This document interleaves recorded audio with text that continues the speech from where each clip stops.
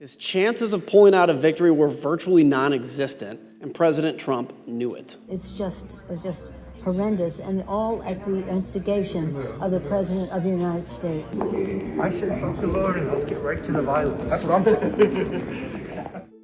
recognizes the gentleman from California, Mr. Schiff, for an opening statement. That review continues. What you're about to hear is just a sails back.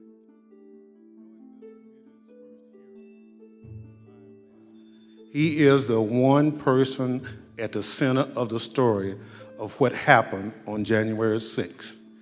So we want to hear from him. We are obligated to seek answers directly from the man who set this all in motion.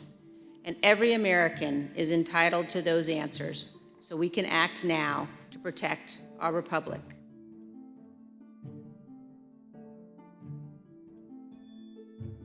Very shortly after the election, the Trump campaign recognized that they had likely lost the election, and they informed Donald Trump of that fact. Even before the networks called the race for President Biden on November 7th, his chances of pulling out a victory were virtually non-existent, and President Trump knew it. Do you know if anybody ever told the president that he had lost and that there wasn't a chance of him winning? I know that the president, when the networks called it, of course, he was informed about the network decision. That afternoon, at some point, myself and a handful of other folks went over and sat down with the president and communicated that the odds of us prevailing in legal challenges were very small. At times, President Trump acknowledged the reality of his loss. Although he publicly claimed that he had won the election, privately, he admitted that Joe Biden would take over as president. Here's a few examples of that. So we're in the Oval and there's a discussion going on. And the president says, I think it could have been Pompeo, but he says words to the effect of, yeah, we lost, we need to let that issue go to the next guy, meaning President Biden. I remember maybe a week after the election was called, I popped into the Oval just to give the president the headlines and see how he was doing. And he was looking at the TV and he said, "Can you believe I lost to this effing guy?" The door has been breached and people are gaining access into the Capitol.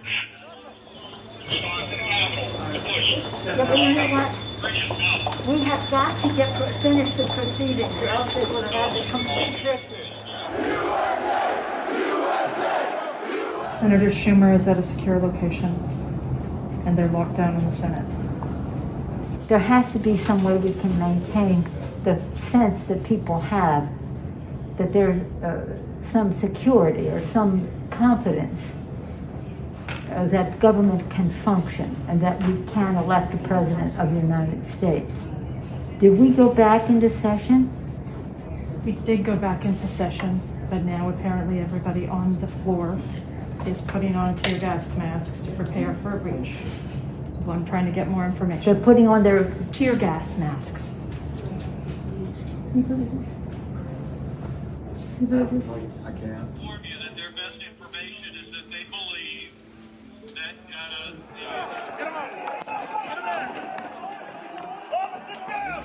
they're breaking windows and going in, obviously ransacking our offices and all the rest of that.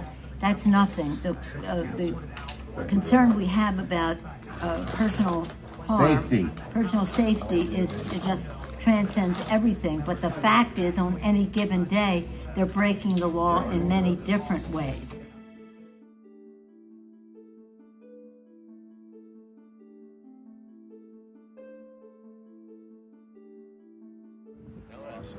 Let's just hope we're celebrating. I really do suspect it'll still be up in the air.